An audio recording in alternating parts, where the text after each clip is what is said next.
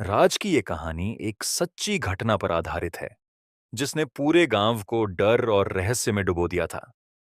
कहते हैं उस रात जो कुछ भी राज के साथ हुआ उसके बाद उसने कभी पहले जैसा जीवन नहीं जिया।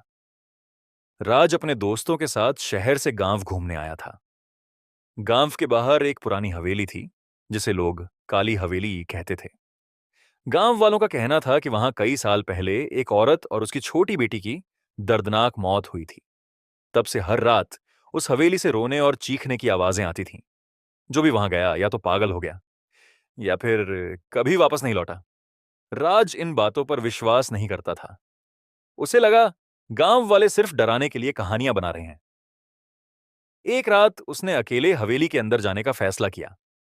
उसके दोस्त उसे रोकते रहे, लेकिन राज टॉर्च और कैमरा लेकर हवेली के अंदर चला गया। हवेली के अंदर अजीब सन्नाटा था। टूटी दीवारों पर काले निशान थे और हर कमरे में धूल जमी हुई थी। जैसे ही राज ऊपर वाली मंजिल पर पहुंचा, अचानक उसके पीछे किसी के चलने की आवाज आई। उसने मुड़कर देखा, लेकिन वहां कोई नहीं था। तभी उसकी टॉर्च बार बार जलने और बुझने लगी।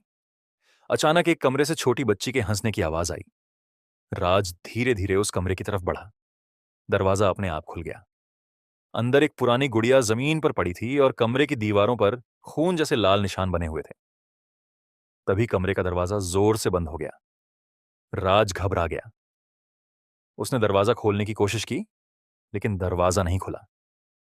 तभी उसे अपने पीछे किसी के सांस लेने की आवाज सुनाई दी। उसका शरीर डर से कांपने लगा। उसने धीरे धीरे पीछे मुड़कर देखा। वहां एक औरत खड़ी थी। लंबे बिखरे बाल, सफेद चेहरा और काली आंखें। उसके हाथ खून से सने हुए थे। वह धीरे धीरे राज की तरफ बढ़ने लगी।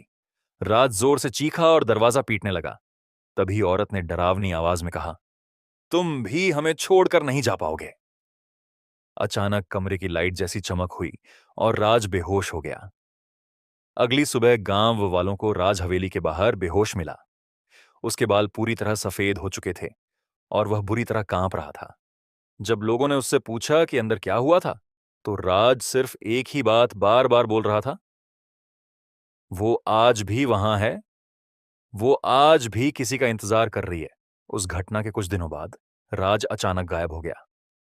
आज भी गांव वाले कहते हैं कि अमावस्या की रात उस हवेली से दो आवाजें सुनाई देती हैं। एक औरत की रोने की आवाज और दूसरी राज की डरावनी चीख।